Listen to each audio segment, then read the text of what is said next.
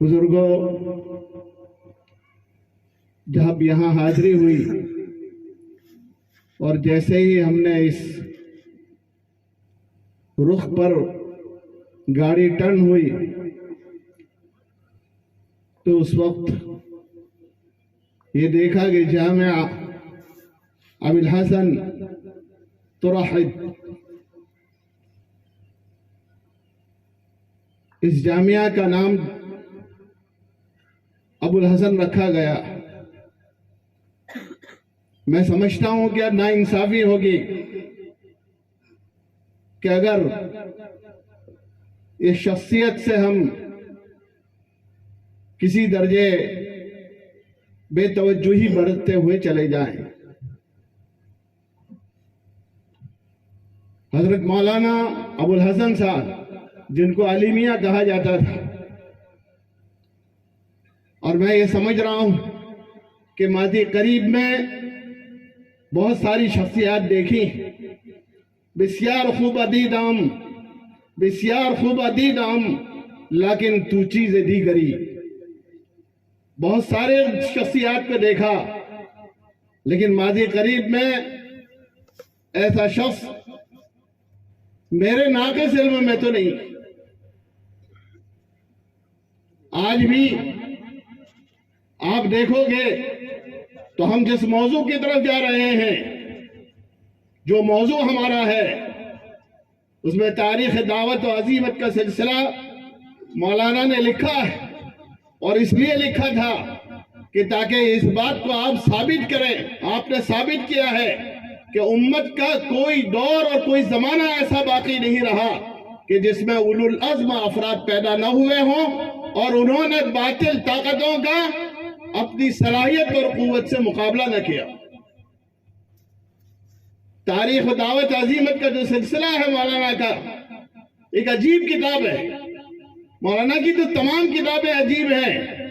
आज भी अगर इन किताबों को पढ़ा जाए, मेरे तलबा अजीज से मेरी गुजारिश है और उलमाए किराम से भी गुजारिश है, गाहे गाहे बास खाई किस्सा पारी नारा, गाहे गाहे बास खाई किस्सा पारी नारा, गरता दखाही दाश्तन दाघा सीनारा।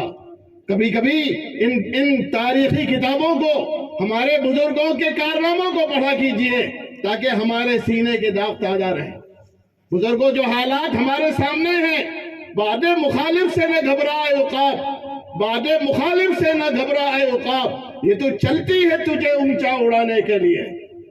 हम तो किस लिए पैदा हुए हैं कि हर मुल्क मुल्क मास के मुल्क के खुदाए मास, सारे मुल्क अल्लाह के मुल्क है अगर अल्लाह का मुल्क। मेरे भाइयों, बुजुर्गों और दोस्तों, मौलाना ने इस बात को मुख्तसर अल्फाज में जिक्र भी किया है, और इसी दरिया से उठती है, इसी दरिया से उठती है वो मौजे तुंद जौला भी, इसी दरिया से उठती है वो मौजे तुंद जौला भी, नहंगों के नशेमन जिससे होते हैं तहोबाला। आज भी अगर पूरी दुनिया को कहीं उम्मीद है और उम्मीद लगाई जा सकती है तो आपसे लगाई जा सकती है। इसलिए कि हमेशा जब वक्त आया है तो आप ही ने जो है उम्मत की सही रहबरी की। मौलाना ने खुद लिखा है, जामिया अबुल हसन जिसकी तरफ निस्बत की गई है, मैं आपसे कह रहा हूं, उन्होंने इस बात को लिखा है, 3री सदी का दौर है, मुअतज़िला और मुअतसिम का जमाना है, और उसी की पुष्पनाही में मुअतज़िला ने परवान चढ़े।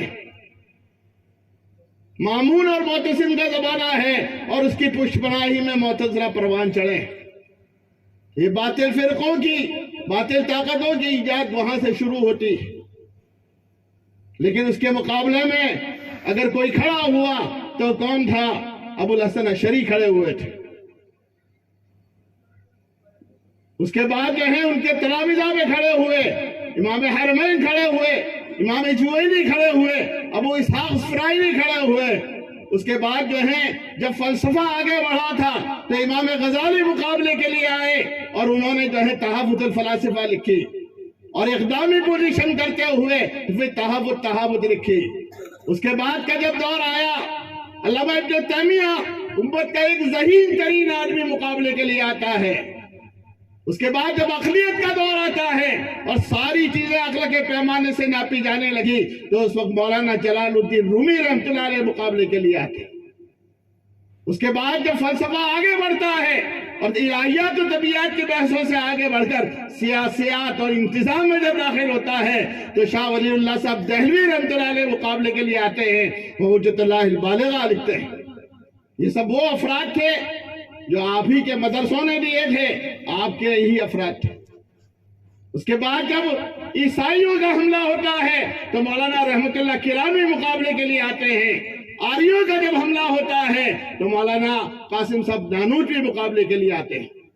اور جب مقابلہ ہوتا ہے نبوت پر، جب نبوت کی پوری عمارت کو ڈائنامیٹ کرنے کی کوشش کی جاتی ہے اور ختم نبوت پر حملہ ہوتا ہے تو اس وقت مولانا محمد علی منگیری رحمۃ اللہ علیہ اور مولانا انور شاہ کشمیری رحمۃ اللہ علیہ. اور اس کے بعد بھی آپ دیکھتے چلے جائیے کہ اس ملک میں بھی جب متبنہ بل آیا تھا تو مولانا قاری طیب صاحب رحمۃ اللہ علیہ مقابلے کے لیے آئے، مسلم پرسنل بورڈ کے صدر بن گئے. اس کے بعد جب شاہ بانو کا کیس آیا تھا تو مولانا ابو الحسن علی ندوی مسلم مسئلہ بورڈ کے صدر بن کر اس کے مقابلے کے لیے آئے تھے. اور آج بھی جب 3 طلاق کا مسئلہ پیش آیا، نتیجہ کچھ بھی ہو، دیکھو میرے بزرگوں اور دوستوں، میں آپ سے بڑی صراحت کے ساتھ کہہ رہا ہوں، کوششیں ہماری طرف سے ہوں گی. السعی منی والاتمام من اللہ، کوشش ہماری طرف سے ہوگی اور نتیجہ اللہ کی طرف سے ہوگا. ہم تو آج بھی اپنی اولاد و آفات کو یہ وصیت کر کر جائیں گے تو اس ملک میں ناانصافی ہوئی ہے اور ہمارے مقدسات کو ہم سے چھینا گیا ہے. جب بھی انصاف کی حکومتیں آئیں اس وقت پھر تم انصاف کی لڑائی لڑنا اور اپنے مقدسات کو واپس لینے کی بات جانے کی پوری کوشش کرنا، یہ آپ کی اور ہماری ذمہ داری ہے. بزرگوں، ہم کس کی اولاد ہیں؟ ہم خالد ابن ولید کی اولاد ہیں، ہم ابو بیلال بن جراح کی اولاد ہیں، ہم عقبہ ابن نافع کی اولاد ہیں. آپ دیکھیے تو صحیح ہم نے کہاں کہاں کیسے کیسے حالات میں مقابلہ کیا ہے. یہ مولانا نے صحیح کہا ہے، آج بھی جو حالات ہیں، نہیں ہے نا امید اقبال اپنی کشت ویرہ سے، نہیں ہے نا امید اقبال اپنی کشت ویرہ سے، ذرا نم ہو تو یہ مٹی بہت زرخیز ہے. اس لیے میرے بزرگوں اور دوستوں، یہ مآخر میں جو مولانا ابو الحسن علی کے نام سے یہ ادارہ موسوم کیا گیا ہے، اس کے پیچھے تاریخ ہے. اور مولانا علی میاں صاحب رحمۃ اللہ کی زندگی دیکھیے، کیسی زندگی، کی سادگی کے ساتھ کروڑوں روپے کے ایوارڈ دیے گئے، لیکن وہ ایوارڈ کبھی خاطر میں بھی نہیں آئے. کروڑوں روپے کے ایوارڈ دیے گئے لیکن اس قلندر کے پاس اپنی خود کی گاڑی بھی نہیں تھی. کروڑوں روپے کے ایوارڈ دیے گئے لیکن اپنی جوتوں کی ٹھوکروں میں لائے، اب کبھی ادھر بیچ دیا، کبھی ادھر بیچ دیا، کبھی ادھر بیچ دیا. آج بھی جا کر آپ دیکھ سکتے ہو اس درویش کے گھروں کے، جا کر دیکھ سکتے ہو کہ ان کے درویش کے گھر آپ کو گواہی دیں گے کہ وہ مرد قلندر کیا تھا. بزرگوں، میرے بزرگوں اور دوستوں، آج بھی ہمیں ان کی سیرت کو زندہ کرنے کی ضرورت ہے. کیسے کیسے کہاں گئے، جہاں گئے جس جگہ پر گئے ہاتھوں ہاتھ لیے گئے. کتب خانے میں گئے اور کہا کہ آپ کے کتب خانے میں سب سے بہترین کتاب کون سی ہے؟ آپ ہی کی کتاب ماذا خسر العالم من ہدایت المسلمین، وہ پیش کر دی اس ناظر نے. مولانا نے کہا کیا تم نے کبھی اس کے مصنف کو دیکھا ہے؟ تو کہا نہیں. کہا آپ کے سامنے جو بیٹھا ہے وہی اس کا مصنف ہے. اس لیے میرے بزرگوں اور دوستوں، ابھی مولانا نے جو ہے دلوں کی صفائی کی طرف ہم سب کو متوجہ کیا. حقیقت میں ہمیں دلوں کی صفائی کی طرف بھی متوجہ ہونا ہے. اور دوسری بات یہ ہے کہ شریعت کی جو احکامات ہیں اس کی ترتیب کو بھی باقی رکھنا ہے. آپ کہیں گے مولانا کیا کہہ رہے ہیں؟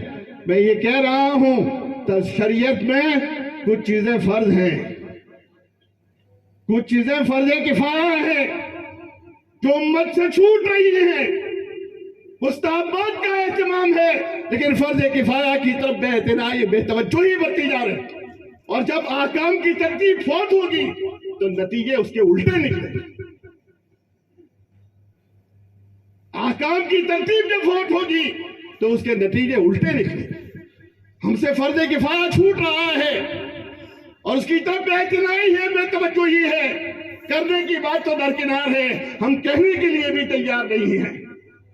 اس لیے میرے بزرگوں اور دوستوں، تمام احکامات اپنی جگہ پر رکھے جائیں. اس کی ترتیب جو شریعت نے بنائی ہے اس ترتیب پر صحابہ کرام اس ترتیب کے ساتھ چلے تھے. نتیجہ یہ تھا کہ کامیابی نے ان کے قدموں کو چوما تھا اور کامیابی نے ان کی قدم بوسی کی. ہماری بھی ذمہ داری یہ ہوتی ہے، اگر کوئی شخص سنتوں کا اہتمام کرتا چلا جائے اور فرض کو چھوڑتا چلا جائے تو کیا یہ دین کا صحیح تبلیغ صحیح ترتیب ہوگی؟ ہرگز نہیں ہو سکتی، یہ ہرگز نہیں ہو سکتی. اس لیے بہتر یہی ہے فرائض کا اہتمام جہاں ہے وہاں فرائض کا اہتمام، جہاں فرض کفایہ ہے وہاں فرض کفایہ ہو، جہاں سنت موقرہ ہے وہ سنت موقرہ کے درجے میں ہو، جو مستحبات ہیں وہ مستحبات کے درجے میں ہو. یہی ہمارے مدرسوں سے سکھایا جا رہا ہے اور یہی ہماری جماعتوں سے سکھایا جا رہا ہے، یہی ہمارے دین کے کام کرنے والے سکھاتے ہیں. ہمیں اس ترتیب پر اگر کہیں آگے پیچھے ہو رہی ہو سمجھنے کی ضرورت ہے. حالات ہمارے سامنے ہیں، حالات ہمارے سامنے ہیں. مولانا علی میاں صاحب نے ایک بات کہی تھی کہ سیاسی شعور کو بیدار کرنے کی ضرورت ہے. مولانا نے ایک بات کہی ہے کہ سیاسی شعور کو بیدار کرنے کی ضرورت ہے، ورنہ آپ کی تہجدیں، آپ کی نمازیں، آپ کی مسجدیں اور مدرسے کہیں ایسا نہ ہو کہ آپ کا سیاسی شعور بیدار نہ ہو تو ان پر پابندی عائد کر دی جائے. مولانا نے یہ بات صراحت سے کہی ہے کہ اگر سیاسی شعور ہمارے اس معاشرے کا بیدار نہ ہوا تو ہماری تہجدیں، ہماری نمازیں، ہمارے تقدسات، ہماری مسجدیں اور ہمارے مدرسے پابندی کی زد میں نہ آ جائیں. آج آپ دیکھ رہے ہو جن حالات سے ہم گزر رہے ہیں، اس لیے سیاسی شعور بھی بیدار کرنے کی ضرورت ہے اور اس اعتبار سے ہمیں بہت کچھ آگے بڑھنے کی ضرورت ہے. حالات ہمارے سامنے ہیں. فلسطین کا جو مسئلہ ہے مولانا نے بڑے درد کے ساتھ بات کہی. یہ فلسطین کا مسئلہ جو ہے ہم سب کے لیے عبرت کا، ہم سب کے لیے عبرت کا سامان ہے. اس لیے ہم دیکھ رہے ہیں بہت سے بتا ہمارے اتنے ملک ہیں، یہ ملک ہے، ہمیں اس پر کوئی اترانے کی ضرورت نہیں. کھجلی ہوتی ہے تو اپنے ہاتھ سے ہی مٹتی ہے. ہم کبھی دوسروں کی طرف نظر نہ دیکھیں اور دوسروں سے امید لگا کے نہ دیکھیں. ہمارا کام ہے ہمیں کرنا ہے، ہماری ذمہ داری ہمیں پوری کرنی ہے. اس لیے میرے بزرگوں اور دوستوں، جو اصل بات تھی مولانا نے کہی ہے، دلوں کی صفائی کی طرف متوجہ ہوں، اللہ سے تعلقات کو اپنے استوار کریں، جو حالات ہیں اس کو سمجھنے کی کوشش کریں، اس کے لیے بھی مانگیں. کم سے کم کچھ نہیں کر سکتے تو ان کے لیے دعائیں تو کر سکتے ہیں. اور مولانا نے بڑی اچھی دعا بتائی، اللہم استر عوراتی وآمن رواتی، اللہم استر عوراتی وآمن رواتی. اس دعا کا اہتمام کریں ہمارے بھائیوں کے لیے. ایمان والا تو کیسا ہوتا ہے، ہم حدیثیں پڑھاتے ہیں، ہم باتیں کرتے ہیں، المومن للمومن کالجسد، جسد ایک جسم کی طرح ہے. کیا ہم اس کا نمونہ پیش کر رہے ہیں اس وقت؟ اذا اشتكى من عضو تداعى له سائر الجسد بالسهر والحمى. حدیث پاک میں کہا گیا ہے جسم کا ایک عضو میں اگر کوئی تکلیف ہو تو سارا جسم بے قرار ہو جاتا ہے. اگر واقعی ہمیں کسی درجے کی بھی بے قراری نہیں ہے تو ہمیں اپنے ایمان کی خیر منانی. معتصم باللہ جو کوئی دیندار بادشاہ نہیں تھا، اس کے حالات پڑھیے، وہ دینداری نہیں تھی، بہت سارے خرافات تھی. لیکن جب اس سے کہا گیا کہ مقام اموریہ پر ایک بڑھیا کے ساتھ زیادتی کی جا رہی ہے تو اپنے تخت شاہی پر کھڑا ہو جاتا ہے، بے چین ہو کر یہ کہتا ہے الرحیل الرحیل، ہم کود کریں گے اور اس بڑھیا کو اس ظالم ہاتھوں سے چھڑوائیں گے. اور یہ کیا اس نے. ہم دینداری کا ٹھیکہ لیے پھر رہے ہیں، دینداری کا ہم ڈڈیرا پیٹ رہے ہیں، اور ہمارا حال تو دیکھو کہ ایمان والا بے چین ہو، بے قرار ہو. ہمیں جو ہے نیند کیسے آتی ہے؟ ہماری نیند راتوں کی اچڑ جانی چاہیے، بے قرار ہو جانا چاہیے. کم سے کم راتوں میں اٹھ کر اللہ کے سامنے سربسجود ہو کر ہمارے بھائیوں کے لیے جو دنیا میں پریشان مانگنا چاہیے. गिड़गिड़ा कर मांगना चाहिए। हमें जो है अपने मदरसों में मांगना चाहिए, अपनी जमातों में जा रहे हैं वहाँ जब अल्लाह के लिए निकले वहाँ मांगना चाहिए, हर जगह मांगना चाहिए और उसकी कोशिशें करनी। इसलिए मैं ये चंद बातें कहकर अपनी बात खत्म करूंगा। वाखिर दावाना अल्हम्दुलिल्लाहि रब्बिल आलमीन।